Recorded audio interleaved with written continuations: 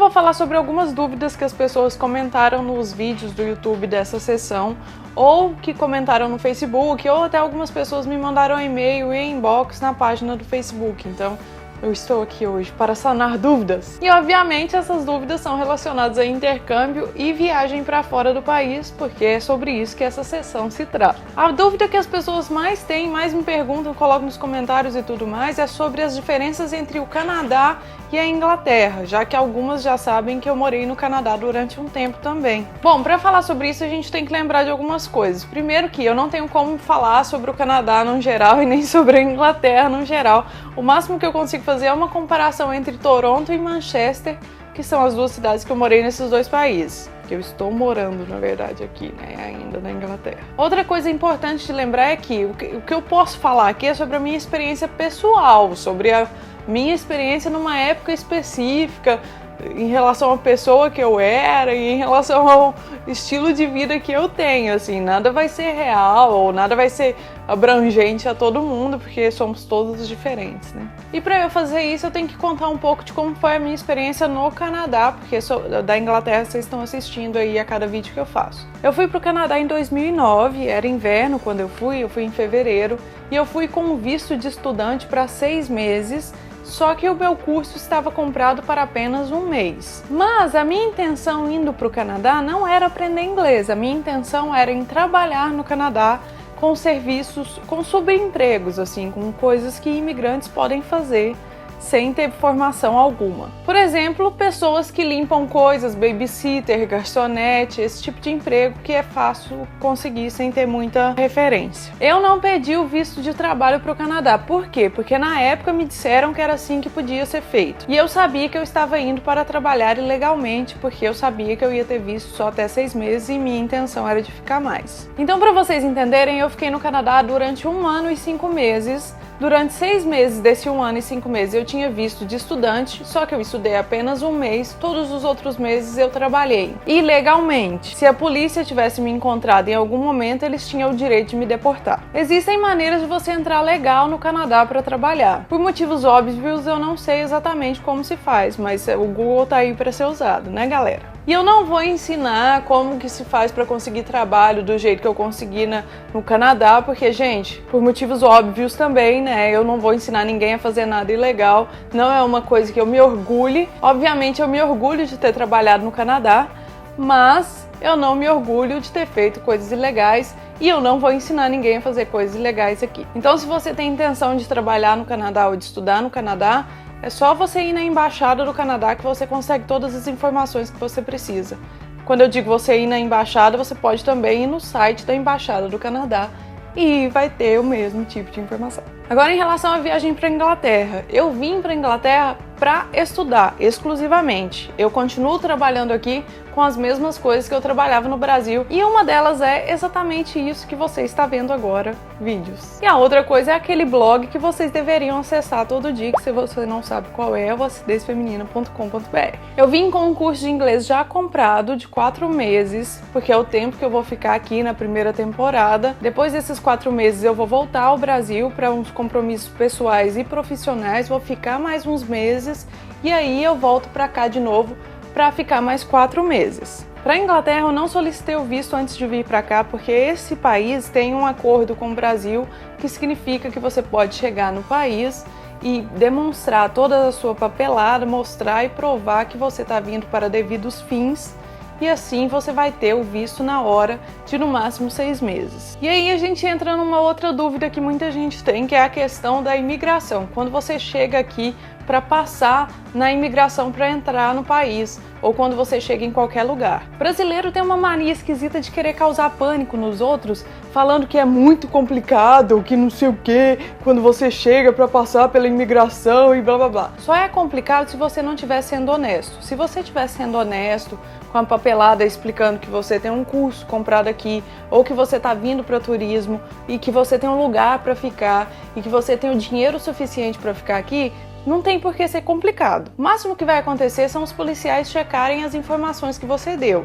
Por isso eles fazem algumas perguntas do tipo: você tem dinheiro para ficar aqui? Quanto que você trouxe de dinheiro? Você tem vínculo no Brasil? Onde você vai ficar? Por que você quer entrar no país? Gente, você está indo para um outro país. Se você não tiver um lugar para ficar e um motivo pelo qual você está indo, nem dinheiro para se manter, você não deve entrar no país mesmo. Você tem que voltar para sua casa. E não tem por que ter pânico disso. Você tem que saber todas essas coisas para entrar no país. Outra coisa que pode acontecer também é que se eles ficarem muito suspeitos, ou se você parecer muito nervoso, ou se eles tiverem alguma suspeita em relação à sua mala, eles vão te chamar para um quartinho, vão fazer as confirmações dos seus dados, das coisas que você apresentou, e eles podem abrir a sua mala para te perguntar sobre alguma coisa que tem dentro da sua mala, que no raio-x deu algum problema, ou que os cachorros cheiraram que eu tinha uma coisa estranha. Normal também, né, galera? Se você tiver com intenção de entrar num país fazendo coisa errada, os caras têm que te pegar mesmo. Então não tem por que ficar com pavor ou com medo. Ai, meu Deus, o que vai acontecer na imigração? Ou ficar nervoso, velho. Se você tá com os motivos certos, é só...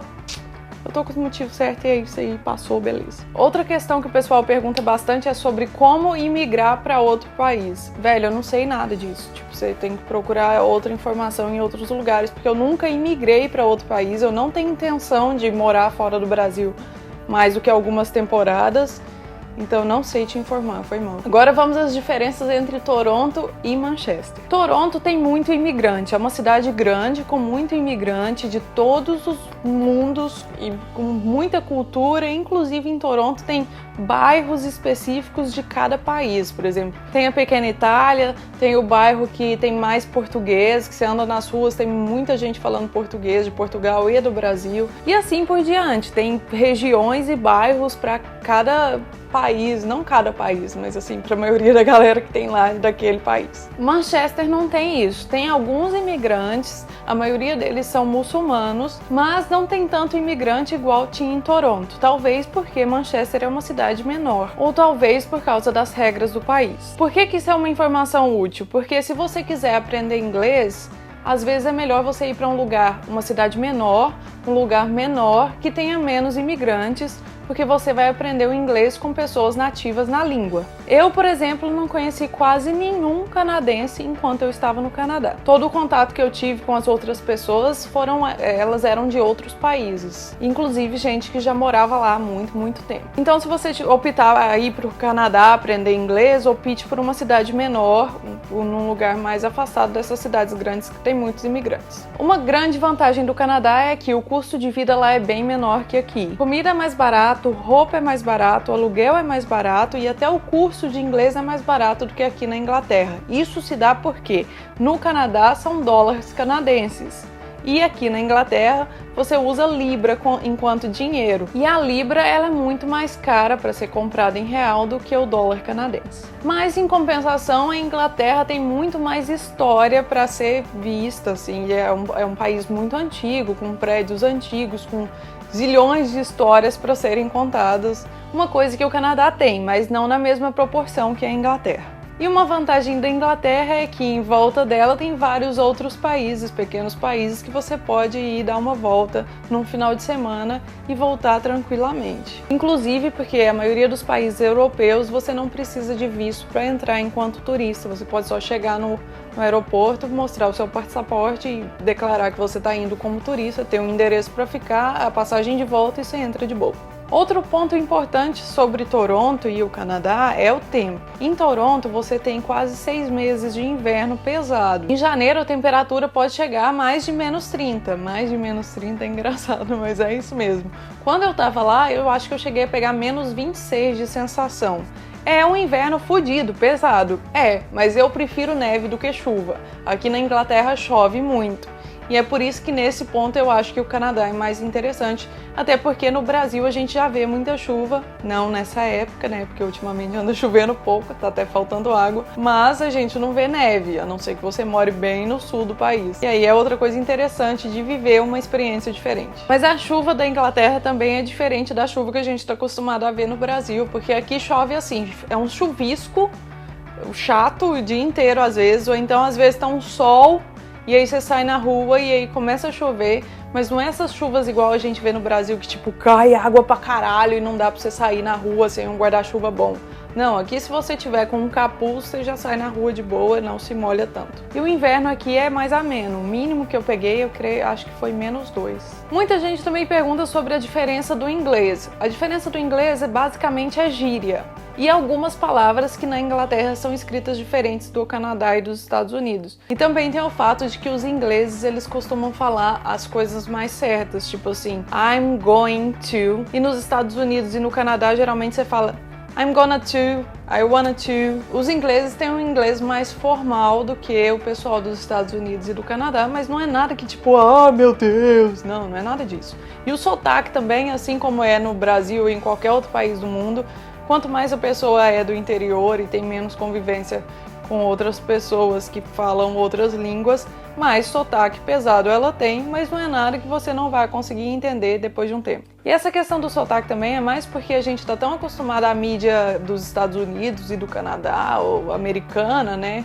Que aí a gente vê uma diferença quando vem pra cá, ou pra Austrália, mas gente, sotaque todo mundo tem. Comida é outra coisa que geralmente as pessoas ficam interessadas em saber sobre. Bom, você pode encontrar comida de qualquer canto do mundo nessas duas cidades que eu citei, tanto Manchester quanto Toronto. Você, tipo assim, tem restaurante de todas as etnias, todas as culturas e todas as outras coisas, você vai conseguir sobreviver bem. Só tem uma questão, que é a mesma questão que eu falei no geral sobre a Inglaterra, que é a comida aqui também é mais cara. Se você resolver comer fora ou se você resolver comer em casa, você vai gastar um pouco mais do que você gastaria estando no Canadá, pelo mesmo motivo do dinheiro. E às vezes tem um pessoal que me pergunta sobre baladas, como é as baladas. Velho, eu não sou de balada, eu não sei como é a noite nos lugares, tipo, eu não gosto de balada, eu sou muito caseira e de programas mais tipo, vamos pro pub, beber e conversar com os amigos do que ficar na balada, então eu não sei falar esse tipo de informação. E uma coisa que todo mundo pergunta é em relação aos valores. Quanto você gasta de aluguel? Quanto você gasta para comer? Quanto você gasta para entrar no museu? Quanto você gasta para não sei o quê? Eu não falo sobre valores e tudo mais por apenas um motivo. Os vídeos para o YouTube, eles são atemporais. Isso significa que, ao contrário da televisão, que você senta e assiste aquele programa que vai passar naquela hora, os vídeos para o YouTube vão ficar aqui para a eternidade. Então, você pode estar assistindo esse vídeo agora em fevereiro de 2015, ou você pode estar assistindo esse vídeo em fevereiro de 2018. E eu gostaria que você aproveitasse as informações tanto quanto. Por isso, todos os vídeos que eu faço nessa sessão, eu não falo sobre valores e eu procuro dar dicas que são atemporais. Por exemplo, pegue um hotel no centro. O centro não vai mudar de lugar, entendeu? Então, tipo assim, você vai usar essa informação sempre. Se eu falar sobre valores, você vai gastar tanto no aluguel, ou você vai gastar tanto para entrar no museu, na economia que a gente vive hoje em dia, isso pode mudar semana que vem, entendeu? Então eu dou as dicas que eu posso dar e a partir das dicas que eu posso dar, todo mundo pode ir jogar no Google ou procurar sobre os valores. E tem outra coisa também que é o estilo de vida de cada um. Meu estilo de vida provavelmente é diferente do estilo de vida de cada um de vocês que estão assistindo esse vídeo. Eu, por exemplo, quando viajo para os países próximos aqui da Inglaterra, procuro andar sempre de transporte público ou a pé, pegar um hotel mais barato possível e comer sempre no supermercado. Eu compro comida no supermercado, levo para o hotel e como, porque assim eu posso economizar pagando passagem para outros lugares. Tem gente que gosta de viajar para os lugares e ficar num hotel bom ou visitar alguns restaurantes. E é exatamente por esse motivo que eu nem dou dica de restaurante também, porque eu não sei. Então, tipo assim, eu acho que é mais fácil eu dar as dicas que todo mundo pode aproveitar do que eu ficar dando dicas específicas sobre o meu estilo de vida que uma ou duas pessoas vão aproveitar só. E agora eu vou falar sobre algumas coisas que podem ser úteis para outras pessoas que querem aprender uma língua fora ou viver uma cultura diferente num outro país. Alguns países aceitam estrangeiros para estudar nas escolas públicas deles de ensino médio ou às vezes até a universidade. Isso aí depende muito do país e depende das condições, se eles vão ter vaga disponível para estrangeiro, se não vão ter. e das normas que estão vigentes naquela época. Então, se você gostaria de ir para algum país aprender sobre a cultura e a língua estrangeira ou qualquer outra coisa assim, pode ser uma boa opção para você, que você não vai ter que pagar a escola. Então, procura mais informações sobre aquele determinado país na embaixada daquele determinado país, talvez consiga. E com isso, eu devo dizer também que eu não sei nada sobre Ciências Sem Fronteiras, que é outra coisa que vocês vivem me perguntando. Eu vim por conta própria, eu não faço universidade, não tem governo por trás das minhas coisas. Outra opção muito legal é o serviço voluntário. Algumas pessoas em vários países aceitam estrangeiros para morarem na casa deles durante um determinado tempo, desde que essa pessoa ajude com alguma coisa na empresa deles ou até dentro de casa. Por exemplo, eu já vi gente procurando uma pessoa para ajudar a cuidar de uma criança, ou ajudar a cuidar de cachorros, ou em fazenda, ajudar a lidar com as coisas da fazenda, ou em hotéis, as pessoas procuram uma pessoa para ajudar a limpar o hotel, organizar a cama e os quartos, e em troca essas pessoas dão um alojamento, que é um quarto para essa pessoa ficar, com banho e todas as outras coisas que ela precisa para sobreviver, inclusive comida. É uma opção sensacional para aprender inglês e viver a cultura de outra pessoa, e em troca disso você só vai ter que ser útil para a vida daquela pessoa. Existem vários sites onde as pessoas colocam os seus anúncios sobre essas coisas. O que eu conheço chama workaway.info. Eu vou pôr aqui o endereço e vou pôr na descrição do vídeo também para quem quiser conhecer. Você faz um cadastro, paga um dinheirinho para se cadastrar e você entra em contato com as pessoas que estão anunciando, e aí você mantém um laço com essa pessoa antes mesmo de ir para a casa dela, e com isso você vai acabar gastando só a sua passagem de ida e volta e ter uma experiência sensacional. Outros lugares que estão sempre procurando por trabalho voluntário são as ONGs. Aqui na Inglaterra tem um negócio que eu acho que eu nunca tinha visto no Canadá, talvez por falta de atenção, que são lojas de ONGs. Aqui tem loja de ONG para ajudar no câncer de mama, por exemplo, ou no câncer em crianças, em que eles coletam doações da população, e aí eles colocam essas coisas para vender nas lojas, e aí existem voluntários que trabalham nessas lojas para fazer a venda e tudo mais. É uma outra boa opção para você viver a cultura e aprender inglês e conhecer pessoas nativas na língua. Mesmo que você já esteja fazendo um curso propriamente dito em uma escola, pode ser uma ótima opção para você não passar metade do dia de bobeira se o seu curso for só part-time. E para fechar, outra dica muito boa, inclusive para quem não tem condições ou não quer sair do Brasil para aprender inglês com pessoas nativas, é que existem pessoas que trabalham ensinando inglês via Skype. Professores propriamente ditos, formados e tudo mais, que fazem anúncios em sites para te dar uma aula de inglês via Skype ou presencialmente. Assim, eu tô fazendo aula de inglês, inclusive, com uma professora dessas, que eu descobri num site de anúncios. Ela vem na minha casa, me dá aulas durante o tempo que eu quiser, 1, 2, 3 horas, isso você combina, e depois ela vai para casa dela, mas eu podia estar fazendo isso via Skype também, se eu quisesse. Aí você faz uma transferência via PayPal ou transferência bancária e a pessoa te dá aula do mesmo jeito. Cada país ou cada cidade tem sites de anúncios diferentes. Aqui na Inglaterra, por exemplo, o mais conhecido deles é o Gumtree. Eu vou escrever aqui para vocês também. O endereço do site é gumtree.co.uk, e nele tem anúncio de tudo quanto é coisa, é tipo um OLX, só que ele também tem anúncios de professores que querem dar aula. Eu não sei se o OLX tem isso. Já no Canadá, o site de anúncio que eu conhecia lá, que eu achava que era o mais conhecido, eu não sei se ainda é hoje em dia, é o Craigslist, que no Canadá é craigslist.ca. Tá escrito aqui também. Mas se você quiser ter um professor ou contato com pessoas de outros países e utilizar desse serviço e não souber qual que é o site de anúncios daquele determinado país, você pode entrar num grupo de brasileiros em outra cidade, no próprio Facebook mesmo. É só você procurar que você vai encontrar vários grupos de pessoas que moram em cidades fora do país e perguntar para eles qual que é o site de anúncio mais famoso aí. Aí o pessoal te responde, e com isso também você pode sanar outras dúvidas que você tem em relação àquele lugar em específico. Bom, ficou um vídeo longo, mas eu espero que as informações tenham sido úteis. E se você tem alguma dúvida mais primária que você não encontrou aqui nesse vídeo, talvez você vai encontrar elas nos outros vídeos que eu fiz nessa mesma sessão.